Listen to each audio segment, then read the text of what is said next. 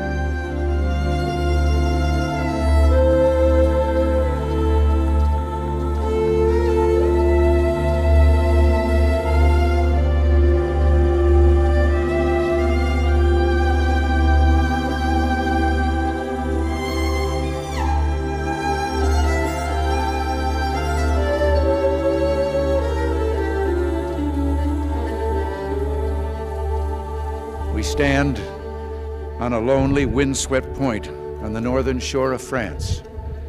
The air is soft, but 40 years ago at this moment, the air was dense with smoke and the cries of men, and the air was filled with the crack of rifle fire and the roar of cannon. At dawn on the morning of the 6th of June, 1944, 225 Rangers jumped off the British landing craft and ran to the bottom of these cliffs. Their mission was one of the most difficult and daring of the invasion: to climb these sheer and desolate cliffs and take out the enemy guns. The Allies had been told that some of the mightiest of these guns were here, and they would be trained on the beaches to stop the Allied advance. The Rangers looked up and saw the enemy soldiers at the edge of the cliffs shooting down at them with machine guns and throwing grenades, and the American Rangers began to climb. They shot rope ladders over the face of these cliffs and began to pull themselves up. When one Ranger fell, another would take his place. When one rope was cut, a Ranger would grab another and begin his climb again. They climbed, shot back, and held their footing. Soon, one by one, the Rangers pulled themselves over the top, and in seizing the firm land at the top of these cliffs, they began to seize back the continent of Europe. 225 came here. After 2 days of fighting, only 90 could still bear arms.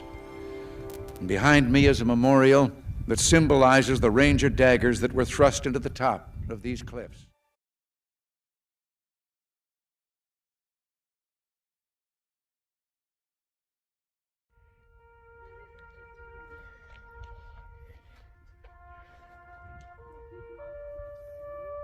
On this 12th anniversary of D-Day, I address my most respectful greetings to the families of the American soldiers who sleep their last sleep in this sacred ground.